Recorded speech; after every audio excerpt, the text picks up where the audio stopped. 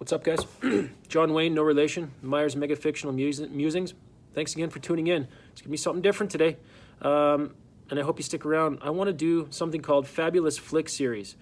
Now, in thinking about what I want my channel here to entail, first and foremost, it's a creative outlet for me, as I'm sure it is for many other people on BookTube. But realizing how much movies and music has shaped my personality and passions throughout my life, I just felt the need to include some movie reviews as well. Now, these are going to be very few and far between, but the first film I want to cover is called Everybody Wants Some. So again, this channel will still primarily focus on books, you guys, and I hope you continue to tune in. But the Fabulous Flick series is just going to be me doing a quick and dirty of some of the lesser known, I think, films and movies that I love, that I want to share with you all. Now, there are a few things in life that I'm absolutely certain of. Death, taxes, of course. The fact that I would die for my kids without hesitation. Donald Trump is a lunatic. Canadian winters are borderline unbearable. And one of the other things I'm certain of is that perhaps no one on God's green earth, maybe, loves this movie, Everybody Wants Some, as much as I do. Now, I've made it known, I believe it to be very true, that the best books, music, movies are entirely revisitable. But it's quite more rare to have something that simply gets better and better each time. Few and far between. The Big Lebowski, Infinite Jest, and some other books do. But the first time I saw Everybody Wants Some in theater, it was just kind of okay. But then I watched it again and fell absolutely in love, and have seen it since probably about 30 or 40 times, and is one of only 2 movies that I have on my phone so that I can just have available at any time. Everybody Wants Some was released in 2016, and it's directed by Richard Linklater. So many of you are obviously familiar with Dazed and Confused. Now, this movie, he noted, is considered to be a spiritual sequel to Dazed and Confused. All right, so real quick, plot, which there is pretty much no plot, but it takes place over the course of a weekend before the start of a school year at a Texas university in the year 1980, which is a nice little contrast and consistency with Dazed and Confused, which you'll remember takes place over the course of a weekend at the end of a high school school year, sometime in the 1970s, I believe. Now, like many great works of art, as I said, it has virtually no plot whatsoever. Just good times, debauchery, a killer soundtrack, and lots of heart. Trying to identify the maniacal reasons why I love this movie so much is just kind of difficult, but I suppose part of it is because I'm a social person, and besides being gut-wrenchingly funny, this movie brings to mind a certain nostalgia and kind of memories from the time when I was that age, and I was a part of a university team as well. And I just, you think about all the dumb shit we would do, but not only that, but the beautiful friendships and bonds that were created. The main characters in the movie are members of the school baseball team and live in a rundown house that is essentially, they just tear it apart, and they party and they participate in all sorts of these silly little games and competitions, which I also remember doing with friends during that time. But some of these, hilarious competitions the guys engage in are ping pong, little mini basketball, and knuckle wars. The characters and dialogue are what make this movie, though. And the more you watch it, the more you just come to love these personalities and these guys. And I realized, well, maybe you will too as you watch, but they're not just dumb athletes, for the most part. The movie starts off and kind of focuses on a guy named Jake Bradford, who's played by Brody Jenner.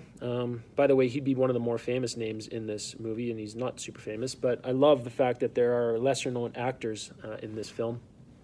So he's kind of trying to find his way, as well as the other rookies that we're introduced to, into the fabric of this baseball team, which is no small feat, especially in those days when things like, rookieing or hazing were very much a thing. They were for the team I was on anyway. A quick rundown of just a few of the characters, who are all flippin' hilarious, as I said. So I mentioned Jake Bradford. He's a rookie coming in, rookie pitcher, trying to find his way. he connects the most, actually. And if there is a common, element to the movie, it's his budding friendship with a guy named Finn, another really, really likable character. Can basically get any chick he wants, this guy. So he's like a stud baseball player and an intellectual guy as well. He is seen reading a book a couple times throughout the movie. Other characters include a guy named Coma, who you call him Coma because he falls asleep during these team meetings all the time. Hilarious character, maybe my favorite, goes by the name Alex Brumley. He's this kind of awkward looking, they call him man-child, big, really talented baseball player, and he really gets teased, but he just goes with it, and he's just such a likable character, Alex Brumley. Another guy, a catcher, it's called Ty Plummer. Another left-handed pitcher who's really, really weird, but likable, goes by Nez, or short for Nesbitt. And another really, really funny guy who is, you might have seen from some of the promotional videos or reviews or whatever, but Jay Niles is a hilarious-looking guy, maniac, really, from Detroit, who's got a self-professed 96-mile-per-hour fastball. And one of the other best characters is the captain of the team, a veteran by the name of McReynolds, who at first you don't really like. He seems like a douche, but really, in the end, you come to realize that he is a guy who is just unbelievably competitive and a great guy, too.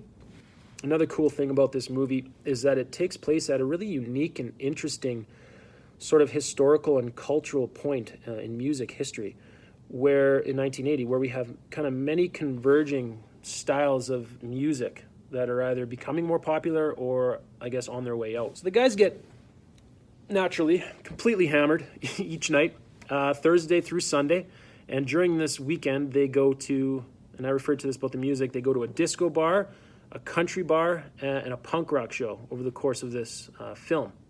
And there's a great scene, and they touch on this. Jake is having a conversation with Finn about this very thing, where they talk about, Jake's like, look at us, man, we're ridiculous. We're going all these different places. Like, we seem like posers, something to that effect. And Finn's like, no, you're not an poser. What you're doing is you're being adaptive. And I just love that. And they have this conversation talking about how humans adapt to situations, circumstances they are in. And of course, their primary goal is just, of course, trying to get laid. There's also a wonderfully filmed baseball practice scene set to the tune of My Sharona. And me, not really a baseball guy, but it was just filmed really well, I thought. The sequences and the movements were all super believable and just really well done, I thought. And again, if there's any kind of a plot, it might be, I guess, just Jake's pursuit of this cute girl who kind of subtly makes her interest in him known. And throughout the course of the film, they get to spend some time together, and it culminates in what I think to be an actually pretty romantic scene where they spend kind of the night together visiting and whatnot. One of the absolute best scenes in the movie, which I remember reading an online review of this, where it got completely bashed, particularly because of this scene. But the five guys are in a car, and they're rapping along to Rapper's Delight, and it's bloody hilarious. And it goes on for really, really long. And I think people are kind of put off at first by just how long this scene goes on, but I just find it absolutely hilarious. Actually, one of the other characters I forgot to mention is played by Wyatt Russell, who I guess he might be the most well-known actor in this movie, though. Kurt Russell and Goldie Hawn's son, who's a really underrated actor.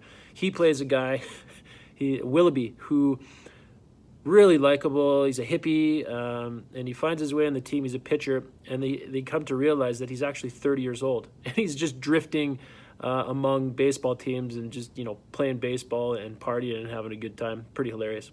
To sum up, this movie's pretty much perfect, you guys. Honestly, I'm still picking up on little things I didn't notice before when I watched it, and laughing at scenes that I hadn't before. It just continues to reward multiple viewings. And when I take a step back and actually think about the joy this movie has brought into my life, it's very real.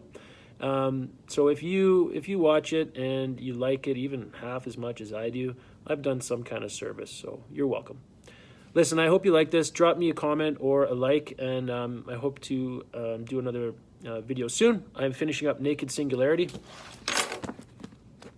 So good.